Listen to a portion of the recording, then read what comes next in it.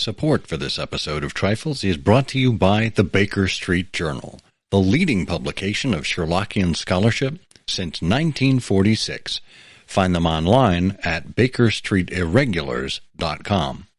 And also by the generous support of listeners like you who choose to support us at Patreon for as little as $1 a month. Patreon.com/trifles. Welcome to Trifles, a weekly podcast about the Sherlock Holmes stories. It is, of course, a trifle, but there is nothing so important as trifles. Yes, the colorman was retired, the three-quarter was missing, and the client was illustrious, but there are so many other details to pick apart in the stories. Pray, be precise as to details. You know the plots, but what about the minutiae? Have you ever wondered why Sherlock Holmes had 3 different colored dressing gowns? Or what a Crockford is? You are very inquisitive, Mr. Holmes. It is my business to know what other people don't know. Scott Monty and Burt Wolder will have the answers to these questions and more in Trifles. The game's afoot.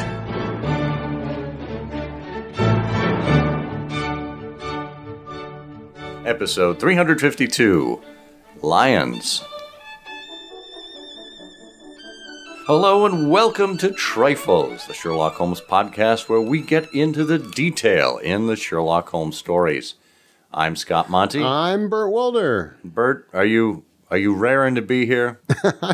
I'm raring to be someplace. I guess it's here. Yes, absolutely. Raring, roaring, whatever it takes. Right. Well, this is a different and unique episode, and regular listeners might not realize this, but you and I normally don't see each other when we record. We are Never. Physically in the same room right now. Yeah, boy, oh boy, and is that disturbing? Let's never do this again. Oh, come on. It's fun. There are lots of cables and wires and all sorts of things involved here. Yeah. This is great because I've been able to get out my old Edison wax cylinder recorder. Well, it is a little cramped here in the phone booth. So. And patch that in, yeah. Well, this is going to be an interesting episode because, as we mentioned in the intro there, this is all about lions. We did a series of episodes, I think in season 5, maybe 4, I'll have to check my notes, where we talked about exotic animals in the canon. Now, I don't know that a lion necessarily is exotic, at least not compared to, what did we cover, cormorants or langur, things like that. But it seemed that it was worth exploring, particularly when in the last 2 episodes we've mentioned the Veiled Lodger. Well, I guess the last episode. We omitted the Veiled Lodger in the previous episode, which caused us to talk about the Veiled Lodger in the last episode, and that naturally ran into this episode, talking about lions. That's right. So it'll be interesting to explore because I hadn't really thought of lions with respect to Sherlock Holmes until we started delving into it together. So the show notes for this episode are available at ihose.co/trifles352. That's all lowercase. ihose.co/trifles352. That'll take you directly to the Sherlock Holmes podcast.com website. You can sign up for email updates from us there. We do encourage you to subscribe to us on whichever podcast platform you happen to listen to us on. And, of course, to support us via Patreon. All of our patrons get to listen to the show without advertisements, and they are eligible for a drawing at the end of every month and at the end of every quarter. And this episode is one of those drawing episodes. We will have, after we conclude our talk, a drawing for a free back issue for the Baker Street Journal and a drawing for a free annual subscription to the Baker Street Journal. All you have to do is support us on Patreon to be eligible. All right, well, we said we're going to be talking about lions, and lions it is. Obviously, the mention of the lion in the Veiled Lodger is what got us here, but there are all sorts of small mentions of lions across the canon. Where would you like to begin the discussion? Well, we can easily find the right spot in the canon in a second, but it's interesting because when you have the lion, of course, the great symbol of Britain is the British lion. And that goes back to at least to the legend of St. George and the Dragon, I think. I don't know how. Now, that would be interesting. I didn't, in all of our discussion, I didn't think to look at the origin of the British lion and where that particular image came from. But of course, it is the image, the image, the power, the strength of the lion. And Well, you've got Richard the Lionhearted, certainly from the Crusades. right. That goes back to the earliest establishment of Great Britain. So would that be, on Richard's shield, the symbol of the lion? And is that why the lion remains prominent in British imagery? But I would say so. Looking at the site of the Royal Mint, the Lion of England is included in the heading "The Queen's Beasts." So it's one of the earliest animals to appear in royal emblems, a traditional symbol of bravery, strength, and valor. Its first recorded use was the gift of a blue shield decorated with a small golden lion given to Geoffrey Plantagenet by Henry I in 1127 as he married Henry's daughter Matilda. And as long as England has had a shield of its own, it's always featured the lion in some form. Norman kings of England used motifs featuring the ferocious beast, a tradition made consistent under Henry II and his son Richard I, the Lionheart in the 12th century. Interesting. Well, for our canonical explanation, it's a good thing to do to go to the back of the book, back to the Veiled Lodger, and start there since we left it out when we were talking about terrible human tragedies. And of course, the lion there, we hear as we're reviewing the story of Virginia Ronder, they had among their exhibits a very fine North African lion. Sahara King was its name, and it was the habit of Ronder and his wife to give exhibitions inside its cage. And it was deposed at the inquest that there had been The lion was deposed. there had been some signs that the lion was dangerous. You think? But as usual, familiarity begat contempt. Oh, sure, Sahara King. Yeah, maybe a gigantic lion with big teeth and claws, but we've worked together for years. We can trust Sahara King. Knew him since he was a kitten. And no notice was taken of the fact. Well, I took the liberty to look up North African lion because it made me wonder, what's the difference between a North African lion and whatever other lions there are out there. I've never South African lion. South African, South American. Right. But the North African lion is also referred to as the Barbary lion. It's now extinct, unfortunately. It lived in the mountains and deserts of North Africa from Morocco to Egypt. So obviously, North African lion makes great sense. And until 2017, the Barbary lion was considered a distinct lion subspecies. And they've since done some DNA analyses of lion samples from North Africa and showed that Barbary lions do not differ significantly from the Asiatic lions, which is the other line of lions, I guess.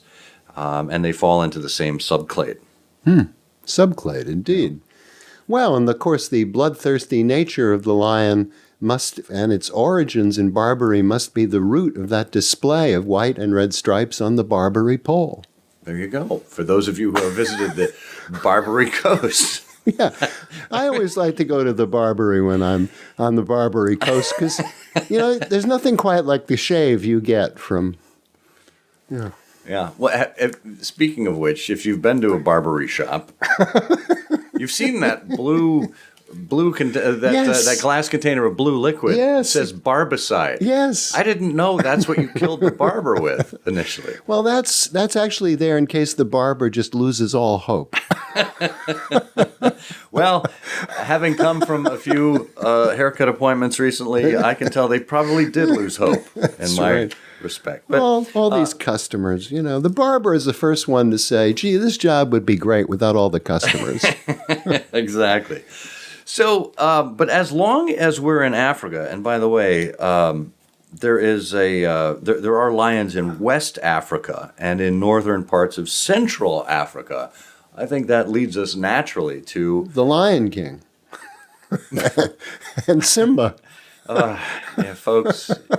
For those of you familiar with dealing with birds, this is the circle of trifles. Circle of trifles. This is the great circle of trifles. No, I'm referring to our lawless lion hunter. Of course. You know him. Yes, that's Dr. Leon Sterndale from the Devil's Foot. Yeah. Who comes from Africa with all of the physique and attitude and track record of this great beast.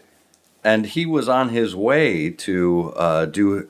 Well, did he say he was doing his researches in Africa? I don't know what a lion hunter researches other than going out and hunting lions. But I found it quite interesting that Leon Sterndale was named Leon. Right. I mean, if you're describing something that is like a lion in nature, the adjective is leonine, right? Or leonine, which contain the first four letters. The first four letters, I should say, contain the name Leon. How appropriate! Right, right. And you have that great description: the huge body, the craggy and deeply seamed face, and the fierce eyes, and the hawk-like nose, the grizzled hair which nearly brushed our cottage ceiling, the beard golden at the fringes and white near the lips. Save for the nicotine stain from his perpetual cigar, all of these were as well known in London as in Africa, the tremendous personality of the great lion hunter and explorer. And of course, this is something that Conan Doyle returned to in the creation of Professor Challenger. He was struck with this way of presenting an image of power and energy. Indeed. And what better way to do that than with an appearance like a lion, as well as to associate a character with a lion. Interestingly, and this is kind of just a passing mention, there is another individual described such as that, and this is Inspector Gregory in Silver Blaze. Holmes and Watson are on the case on their way out to visit the colonel, and they say it was the evening before we reached the little town of Tavistock, which lies like the boss of a shield in the middle of a huge circle of Dartmoor. Two gentlemen were awaiting us in the station. The one, a tall, fair man with lion-like hair and a beard and curiously penetrating light blue eyes. And the other, a small, alert person, very neat and dapper in a frock coat and gaiters, with a trim little side whiskers and an eyeglass. So there we have Inspector Gregory. Yeah. Interesting, Tall, fair man with lion-like hair and beard. It's interesting that turns out that characteristic of the lion, that face. And I never thought, until we looked at that reference, when I thought about the inspector in Silver Blaze, it made very little impression on me. So it's interesting. I wonder if that was ever echoed in an illustration. I wonder if any illustrator paid attention to that if they drew Gregory at all, actually. Well, I do believe that Paget had that greeting at the train station with Gregory and Ross standing side by side, but as you say, nothing really stands out to me. I'd have to look at it again.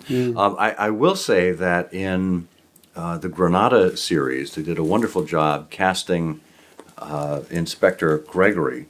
He was, and I don't have my IMDb open at the moment to check it, but he was played by the same actor who portrayed the sheriff under the king in The Princess Bride. So he did have that beard and that hair looking all leonine. So the actor's name was Malcolm Story. Malcolm Story. Malcolm Story, and he played Yellen in The Princess Bride. So he was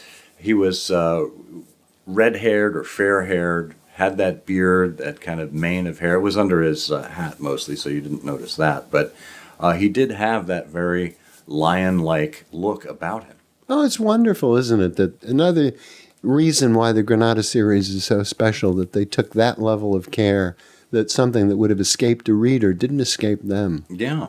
Fun. Yeah, That's very fun. much so. Well, we don't want this to escape from you, dear listener, so let's take a quick break.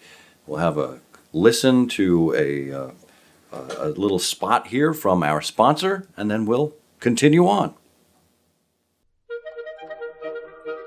When you're looking for reference material regarding the Sherlock Holmes stories, the Baker Street Journal has been providing thoughtful articles since 1946. The topics range from the trifling to deep conundrums, but they all center around Sherlockian scholarship. And maybe you've been subscribing for years, or maybe you have yet to subscribe. But there's one resource that can make your research easier to do: the EBSJ. The EBSJ is an electronic copy of all the back issues of the Baker Street Journal from its inception in 1946 through 2011 in PDF format. That's 276 issues with more than 18,000 pages, spanning the old series to the new series, the Christmas annuals, all the way through 2011. It's entirely searchable, so you can find what you need in just seconds. Check out the EBSJ on BakerStreetIrregulars.com today.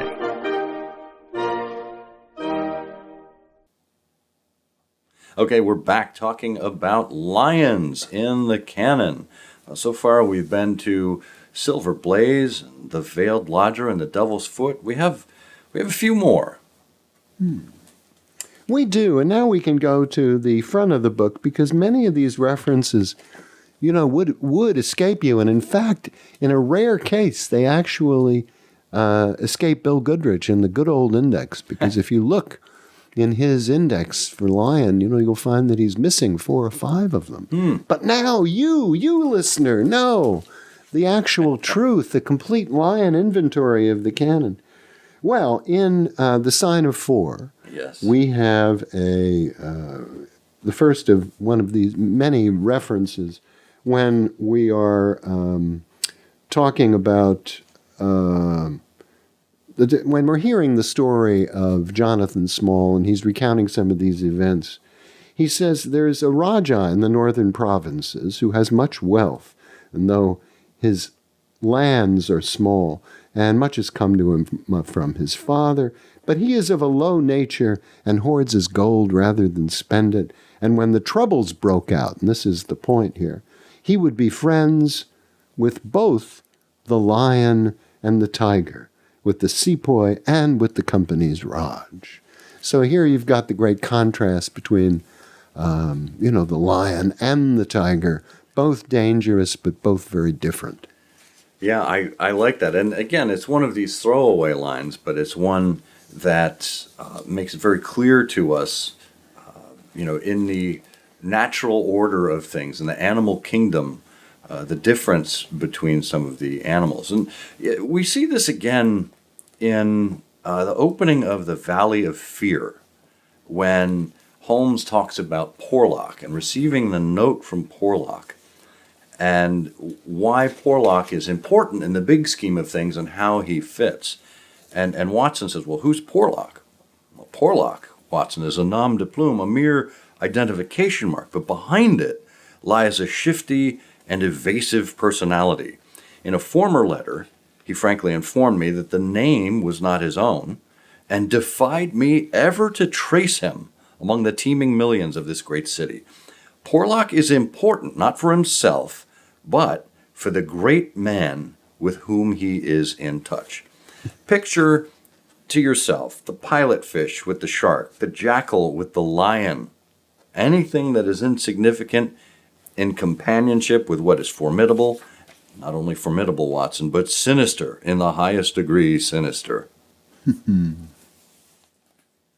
So Porlock like the jackal next to the lion. And of course the lion in that reference would have been Professor Moriarty. Well, and we have another interesting case here that involves, a number of our old friends, including Stanley Hopkins, and that, of course, is The Adventure of the Abbey Grange. And here we have this characteristic of the lion featuring in Holmes's reconstruction of the case, and they're having a discussion here about the situation. Holmes at this point has sort of completed his solution. And Watson says, "You've got your men." And Holmes says, "Man, only one, but a very formidable person, strong as a lion. Witness the blow that bent that poker." And then he goes on to describe the other characteristics.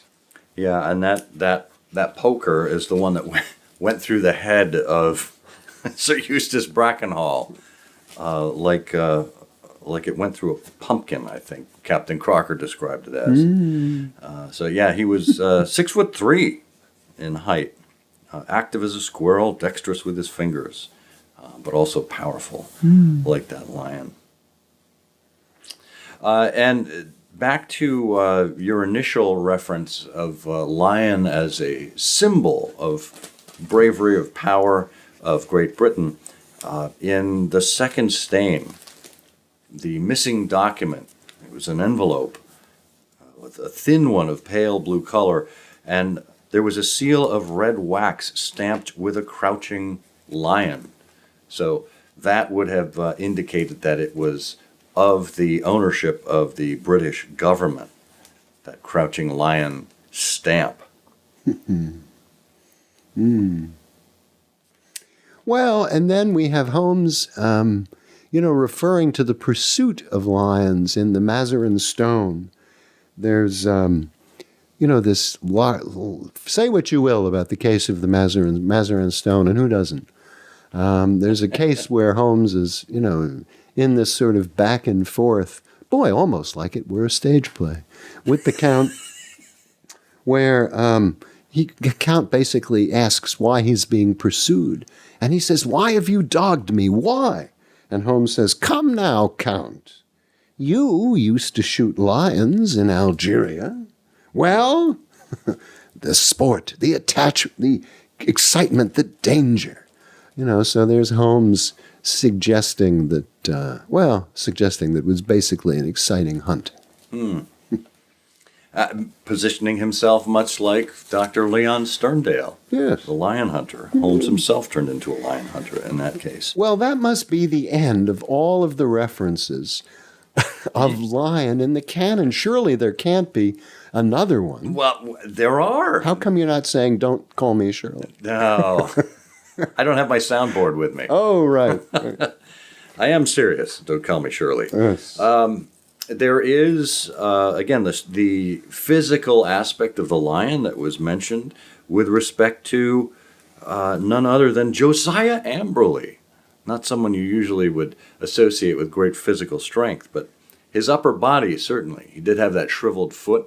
But the old colorman, Watson tells us, had the strength of a lion in that great trunk of his, but he was helpless in the hands of the two inexperienced manhandlers. This is, of course, after Holmes revealed that the game was up, and they cuffed him and got him under control. So that's the last reference with respect to physical strength and lions.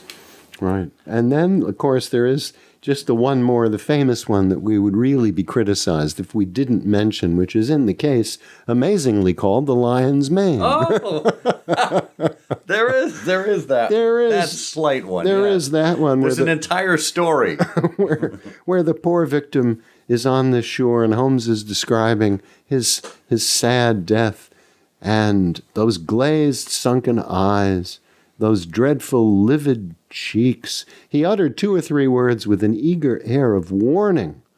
They were slurred and indistinct, but to my ear the last of them, which burst in a shriek from his lips, were the lion's mane.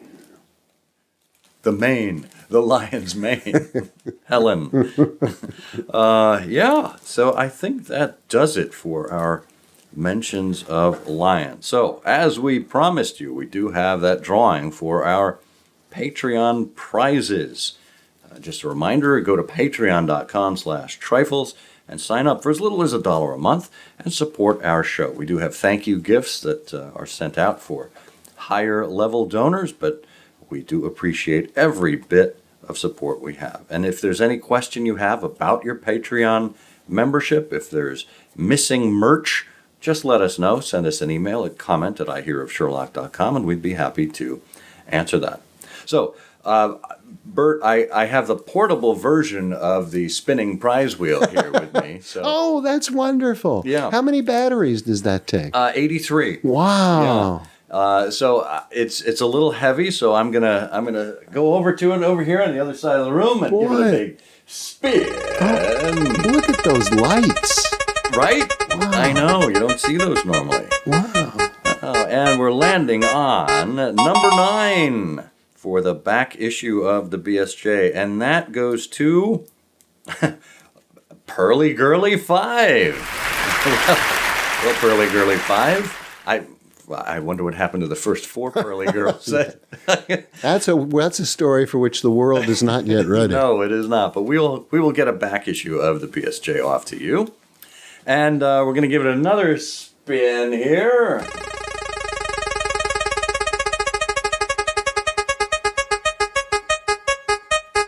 And it's landing on number 16. And that looks like it is Christopher Shea. All right, Christopher, you have a year's subscription to the Baker Street Journal coming your way. We do encourage everyone to participate in this monthly drawing with us. Again, just join us at Patreon. And that wraps up Trifles here for the month of September. I suppose we still have some more shows left to do this year. Oh, wow. Are we doing this in October, too? Maybe. Oh, and November. Incredible. And December. Oh. We haven't yet determined whether we're going on to season 8 in January. Sure. We have to go on this season. Of course. We seem to be running out of topics. Well, we just have to go back to the beginning. Who was Jefferson Hope anyway? Who? He's moving on up. Oh, wait, that's a different Jefferson. Sorry. Yeah.